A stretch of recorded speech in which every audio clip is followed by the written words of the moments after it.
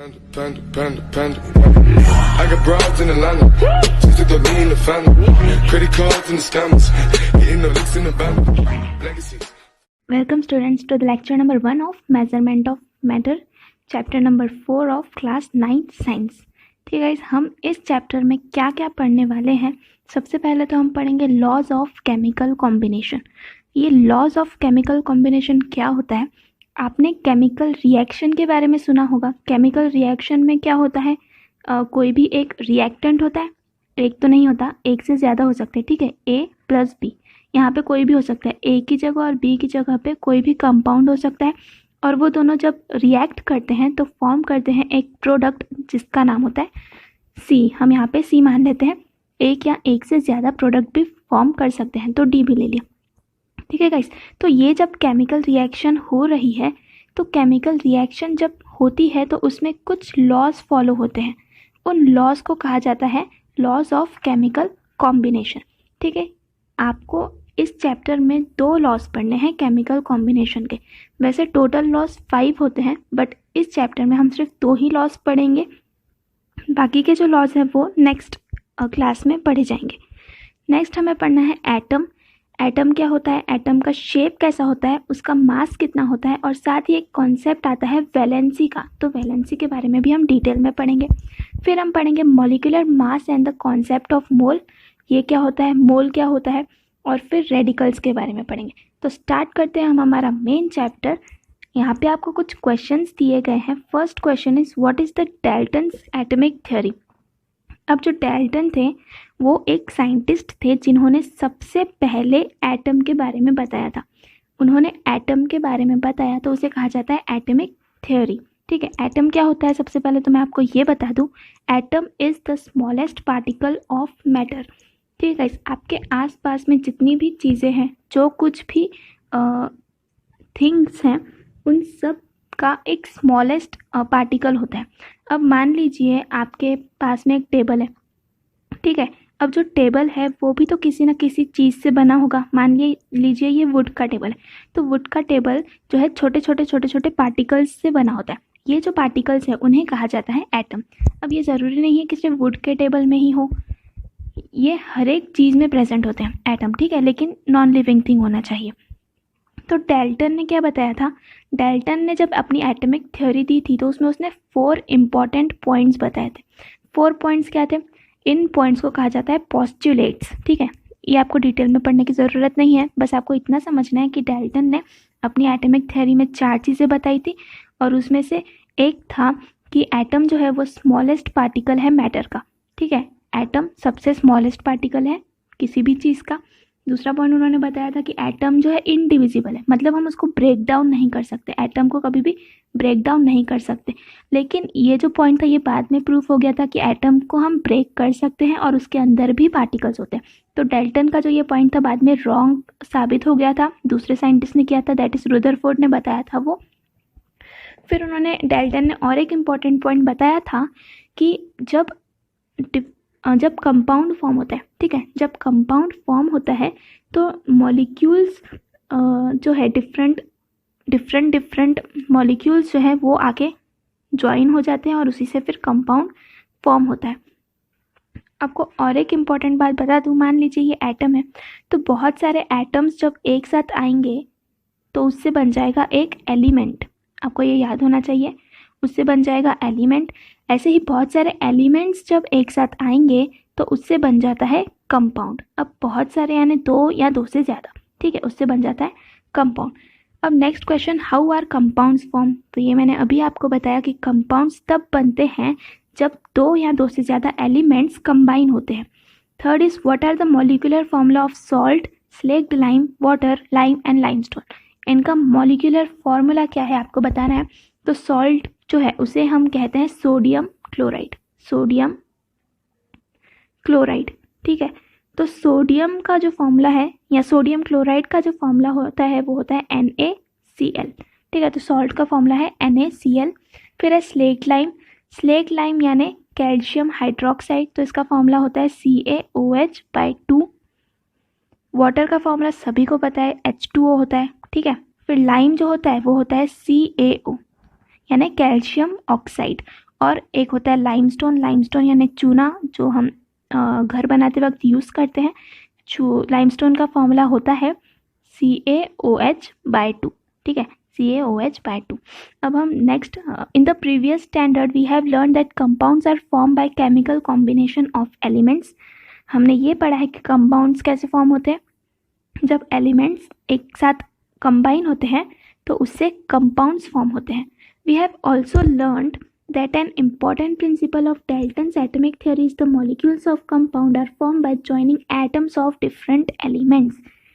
तो हमने अभी पढ़ा कि जब हम डिफरेंट एलिमेंट्स के एटम्स को एक साथ ज्वाइन करते हैं तब क्या फॉर्म होता है, कंपाउंड फॉर्म होता है, ठीक है। अब हम नेक्स्ट पढ़ते हैं लॉज ऑफ केमिकल कॉम्बिनेशन।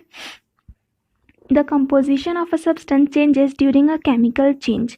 तो जब भी केमिकल चेंज होता है, केमिकल चेंज का मतलब केमिकल रिएक्शन, ठीक है, जब भी केमिकल रिएक्शन होता है तो सब्सटेंस का कंपोजिशन चेंज हो जाता है। कंपोजिशन यानी मान लीजिए उसका स्टेट चेंज हो गया, पहले सॉलिड था बाद में लिक्विड हो गया, या ऐसा ही कुछ, उसमें कुछ इंटरनल चेंज आते हैं, उसे कहा जाता है chemical change. The fundamental experiments in this regard were performed by scientists in the 18th and 19th century। तो ये जो केमिकल रिएक्शन के टाइम पे, केमिकल रिएक्शन में क्या होता है, सबसे पहले तो A+B यानी दो रिएक्टेंट्स हैं, वो फॉर्म करेंगे दूसरे प्रोडक्ट, दैट इज C+D। तो 18th और 19th सेंचुरी में क्या हुआ, साइंटिस्ट ने इस पर एक्सपेरिमेंट किए कि जब केमिकल रिएक्शन होता है तो क्या क्या चेंजेस उसमें होते हैं। While doing this, they measured accurately the substances used and formed। तो इसमें उन्होंने क्या किया कि कौन कौन से सब्सटेंसेस यूज़ हो रहे हैं, मतलब रिएक्टेंट्स, और कौन कौन से सब्सटेंसेस फॉर्म हो रहे हैं, प्रोडक्ट्स, इनको उन्होंने डीपली स्टडी किया। उसके बाद 3 ऐसे मेन साइंटिस्ट थे जिन्होंने इसको स्टडी किया, और वो साइंटिस्ट थे Dalton, Thomson and Rutherford. In scientist ने स्टडी किया था इसे, और फिर स्टडी करने के बाद उन्होंने लॉज दिए थे जिन्हें हम कहते हैं laws of chemical combination. Scientist could then write the molecular formulae of various compounds on the basis of Dalton's atomic theory and the laws of chemical combination. फिर जब उन्होंने बहुत सारे लॉज दे दिए, उसके बाद उन्होंने अलग अलग कंपाउंड्स के नाम डिस्कवर किए। जैसे हमने ऊपर नाम देखिए, सोडियम क्लोराइड का क्या था, यानी सॉल्ट का NaCl, लाइम का था CaO। तो ऐसे ही उन्होंने अलग अलग वेरियस कंपाउंड्स को नाम दिए। We shall verify the laws of chemical combination by means of known molecular फॉर्मूले। तो यहाँ पे आपको एक एक्सपेरिमेंट दिया हुआ है। इस एक्सपेरिमेंट में एक्चुअली 2 एक्सपेरिमेंट दिए हुए हैं। तो ये जो आप एक्सपेरिमेंट है, एक्टिविटी 1 एंड एक्टिविटी 2, ये दोनों ही आपको आपके स्कूल के प्रैक्टिकल लैब में कराए जाएंगे, या फिर आपकी जो प्रैक्टिकल नोटबुक है उसमें भी ऑफ कोर्स ये शामिल होंगे। लेकिन ये जो एक्सपेरिमेंट्स है वो हम अभी नहीं लर्न कर सकते, बिकॉज इसमें हमें केमिकल्स में आप देख सकते हो कि ये सारे केमिकल्स की ज़रूरत पड़ेंगी, जो अभी हमारे पास अवेलेबल बिल्कुल भी नहीं है, तो हम इसे नहीं कर पाएंगे आपको, बट श्योरली आपके स्कूल में करवाया जाएगा। तो इस एक्टिविटी को हम थोड़ा सा स्किप कर देते हैं और आते हैं इस डायग्राम पे। इस डायग्राम में ध्यान से देखिए कि क्या दिया गया है। देखिए, सबसे पहले तो यहाँ पे आपको एक कॉनिकल फ्लास्क दिख रहा है। ये जो शेप है ना, ये होता है कॉनिकल फ्लास्क, ठीक है। इस कॉनिकल फ्लास्क में जो नीचे की तरफ एक सॉल्यूशन है जिसका नाम है कैल्शियम क्लोराइड, ठीक है, CaCl2, और ऊपर जो टेस्ट ट्यूब दिखा है, ये जो ऐसा शेप का है अंदर, उसको बोला जाता है टेस्ट ट्यूब। तो ये जो टेस्ट ट्यूब है उसके अंदर सॉल्यूशन है Na2SO4। फिर आपको इस फिगर में दिख रहा है कि दोनों ही सॉल्यूशंस को मिक्स कर रहे हैं, ठीक है। तो दोनों सॉल्यूशंस को मिक्स क्यों किया जा रहा है? मिक्स करने के बाद दोनों जो सॉल्यूशंस है, कौन कौन से, ये वाला CaCl2 प्लस ये वाला Na2SO4, ये दोनों सॉल्यूशंस एक दूसरे के साथ रिएक्ट करेंगे और फॉर्म करेंगे 2 चीज़ें, ठीक है, 2 प्रोडक्ट्स फॉर्म करेंगे। पहला तो प्रोडक्ट है ये CaSO4 और दूसरा है NaCl। अब NaCl तो मैंने आपको बताया क्या होता है, NaCl यानी सॉल्ट होता है, ठीक है, और CaSO4 होता है कैल्शियम सल्फेट, ठीक है। तो इस एक्सपेरिमेंट में आपको बताना क्या चाहते हैं कि जब रिएक्टेंट्स थे तो रिएक्टेंट्स को जब अलग अलग हमने रखा और फिर वेट किया तो कितना आया, 300.23 ग्राम। लेकिन रिएक्शन होने के बाद जो प्रोडक्ट्स फॉर्म हुए फिर हमने वेट किया तो कितना आया, 300.23 ग्राम। मतलब रिएक्शन होने के पहले जो रिएक्टेंट्स का वेट था वो इक्वल था प्रोडक्ट्स के वेट को। रिएक्टेंट का वेट इक्वल टू प्रोडक्ट का वेट। यही आपको आगे लॉ के फॉर्म में दिया हुआ है, that is law of conservation of matter. ठीक है, law of conservation of matter. In the above activities the mass of original matter and the mass of matter newly formed as a result of the chemical change are equal. तो हमने above experiment में क्या देखा कि reaction के पहले जो reactants थे, और एक बात, जो रिएक्टेंट्स होते हैं, रिएक्टेंट्स किसे कहते हैं, जब रिएक्शन जो हम रिएक्शन में यूज़ करते हैं, ठीक है, ये जो एरो है ना, इसके लेफ्ट हैंड साइड वाले जो भी चीज़ें होती हैं उन्हें कहा जाता है रिएक्टेंट्स। और जो एरो के राइट हैंड साइड में प्रोडक्ट्स फॉर्म होते हैं उन्हें कहा जाता है प्रोडक्ट्स। ठीक है, मान लीजिए कोई रिएक्शन है A+B, तो इस एरो को पढ़ा जाता है gives C+D। A+B gives C+D या फिर A+B फॉर्म्स C+D। तो रिएक्टेंट और प्रोडक्ट आपको समझ गया। ठीक है, in 1785 the French scientist Antoine Lavoisier inferred from his research that there is no rise or drop in the weight of matter during a chemical reaction। तो 1785 में एक फ्रेंच के साइंटिस्ट थे जिनका नाम था एंटोनी लेवोइजर। ठीक है, एंटोनी लेवोइजर ने क्या किया, उन्होंने स्टडी किया रिएक्शन को, और फिर उन्हें ये पता चला कि रिएक्शन के टाइम पे ना तो राइज होता है ना ही ड्रॉप होता है वेट में। ठीक है, जो भी मैटर हम यूज़ कर रहे हैं उसका जो वेट है ना तो बढ़ता है ना ही कम होता है। बढ़ भी नहीं रहा है, कम भी नहीं हो रहा है, मतलब क्या रहेगा, ऑफ कोर्स सेम रहेगा। तो 1 minute, yes, in a chemical reaction the total weight of the reactants is same as the total weight of products formed due to chemical reaction, and this is called as law of conservation of matter। तो law of conservation of matter क्या होता है, आपको exam में question पूछा जा सकता है कि what is law of conservation of matter.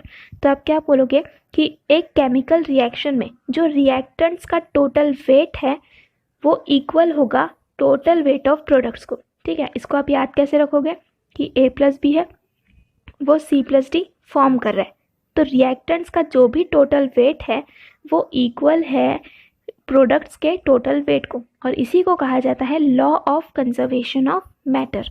I hope आप लोग इसको मन से लिख सकते हो, आपको बिल्कुल भी रट्टा मारने की ज़रूरत नहीं है। ठीक है, इसके बाद हम नेक्स्ट लॉ पे चलते हैं। जो हमारा नेक्स्ट लॉ है that is law of constant proportion. Law of constant proportion, अब ये लॉ भी बड़ा ही इजी है। इन 1794 the French scientist J.L. Proust stated that the law of constant proportion as, तो 1794 में फिर से एक फ्रेंच साइंटिस्ट थे जिनका नाम था J.L. Proust। इसके पहले जो हमने लॉ पढ़ा वो लॉ किसने दिया था, एंटोनी लेवोइजर ने, जो कि एक फ्रेंच साइंटिस्ट थे, और ये वाला लॉ भी एक फ्रेंच साइंटिस्ट ने दिया है J.L. Proust। और उन्होंने क्या बताया है इस लॉ में कि proportion by weight of the constituent elements in the various sample of a compounds is fixed। बस इतना ही ये लॉ है। और इसमें बताया गया क्या गया है कि एक कंपाउंड है, मान लीजिए एक कंपाउंड है, कौन सा कंपाउंड, कोई भी कंपाउंड ले लेते हैं, यहाँ पे ले लेते हैं हम वाटर का कंपाउंड। ठीक है, वाटर का एक मॉलिक्यूल दिया है हमने यहाँ पे।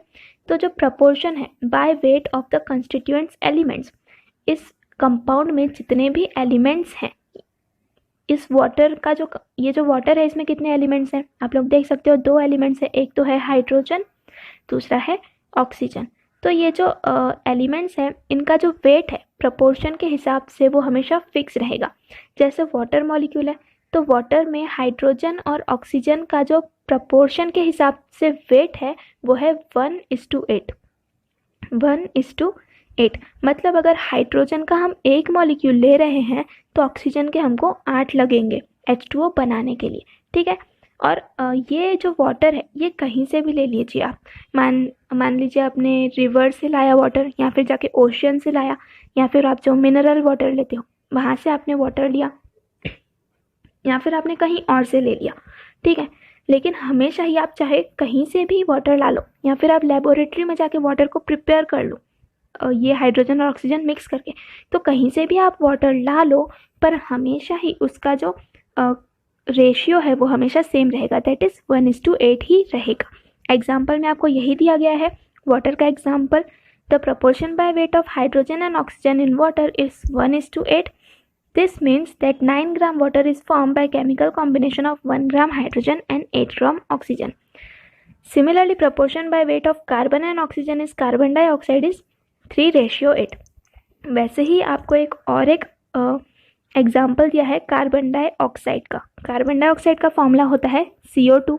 तो CO2 में जो कार्बन है और ऑक्सीजन है, इन दोनों का जो रेशियो है वो है 3:8। मतलब अगर कार्बन के 3 एटम्स ले रहे हैं तो ऑक्सीजन के हमको 8 एटम्स लेने पड़ेंगे कार्बन डाइऑक्साइड बनाने के लिए। फिर से सेम कि आप कार्बन डाइऑक्साइड चाहे पूरे दुनिया में से कहीं से भी उठा के ला लो, हमेशा आपको ये रेशियो सेम ही मिलेगा।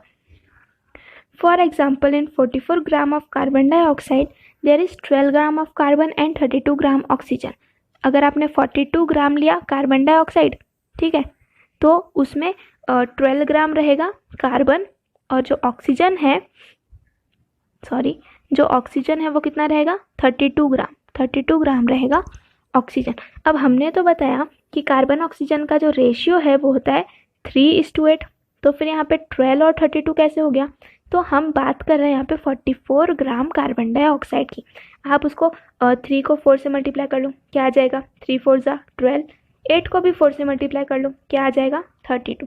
तो रेशियो में कभी भी आप याद रखिए कि रेशियो में आप सेम नंबर से दोनों साइड अगर मल्टीप्लाई करते हो या सेम नंबर से डिवाइड करते हो तो उस पर कोई भी फ़र्क नहीं पड़ता, रेशियो हमेशा सेम ही रहता है। इसके बाद आपको एंटोनी लवॉइजर इन साइंटिस्ट के बारे में थोड़ी इन्फॉर्मेशन दी है कि इन्होंने क्या क्या किया था अपने लाइफ में। आपको नीचे फ़ोटो भी दिया गया है दोनों भी साइंटिस्ट का।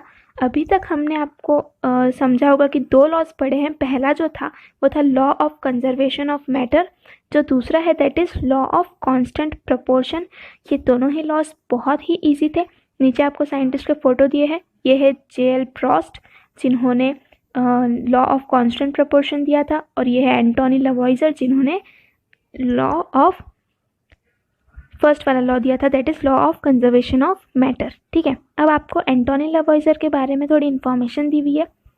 ये फ्रेंच के साइंटिस्ट थे, हमने पढ़ा था, और इन्होंने केमिस्ट्री में, बायोलॉजी में और इकोनॉमिक्स में बहुत सारे आगे यहाँ कंट्रीब्यूशन उन्होंने दिया था। ठीक है, इनके कुछ काम या फिर उन्होंने जो भी वर्क किया था, जो भी डिस्कवरीज की थी, उनके बारे में बताया गया है। इन्होंने ऑक्सीजन और हाइड्रोजन का नोमेनक्लेचर दिया था।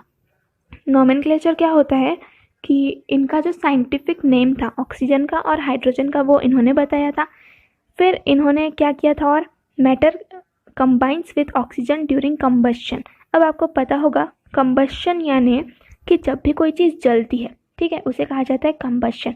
तो कंबस्शन के टाइम पे हमेशा ऑक्सीजन की सबसे ज़्यादा ज़रूरत पड़ती है।